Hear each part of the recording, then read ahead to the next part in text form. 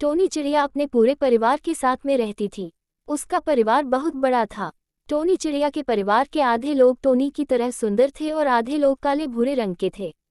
जिस ग्रुप में सुंदर चिड़िया थी, वह लोग काले भूरे चूड़ियों का हमेशा मजाक उड़ाया करते थे, इसलिए चिड़िया का परिवार दो ग्रुप में बंट गया था। आए दिन इनके बीच हर छोटी छोटी बात में लड़ाई होती रहती थी, पर उनकी माँ उन्हें हमेशा प्यार से एक साथ रहने के लिए कहती थी, पर दोनों ग्रुप के चिड़िया अपनी माँ की बात को नहीं मानते थे।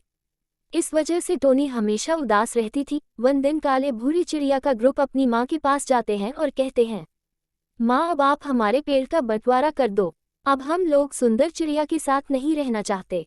इतने में ही सुंदर चिड़िया का ग्रुप भी पास पहुंच जाता है और वह भी पेड़ का बंटवारा करने की बात कहते हैं।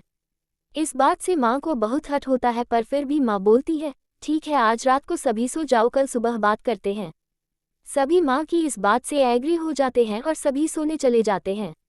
जब सभी चिड़िया सो रही होती है, तभी आधी रात को वहाँ एक अजगर सांप आता है। माँ बंटवारे वाली बात से बहुत दुखी थी, इसलिए उसे नींद नहीं आ रही थी। वह कुछ सोचते हुए डाल पर बैठी हुई होती है, तभी उसे सूखे पत्तों की आवाज़ आती है और वह अपने घर से बाहर देखती है। माँ घर से बाहर पेड़ पर लिपटे हुए सांप को देखकर बहुत घबरा जाती है और अपने सभी बच्चों को उठाकर उन्हें सांप के बारे में बताती है। पहले तो सभी बच्चे बहुत डर जाते हैं, पर माँ उन्हें समझाती है कि बच्चों कुछ भी हो जाए, आज हमें मिलकर इस परेशानी का सामना करना है। आज तुम लोगों को आपस में नहीं लड़ना है। अब वह सांप बहुत ही पास आ चुका होता है। तभी माँ के कहने पर सारे बच्चे एक साथ सांप के ऊपर हमला बोल देते हैं। सभी बच्चे सांप को अपनी चोंच और पंजे से नोचने लगते हैं।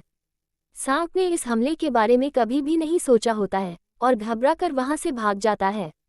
सभी चिड़िया बहुत खुश हो जाते हैं और एक दूसरे को गले लगाते हैं। ये देखकर माँ भी बहुत खुश हो जाती है।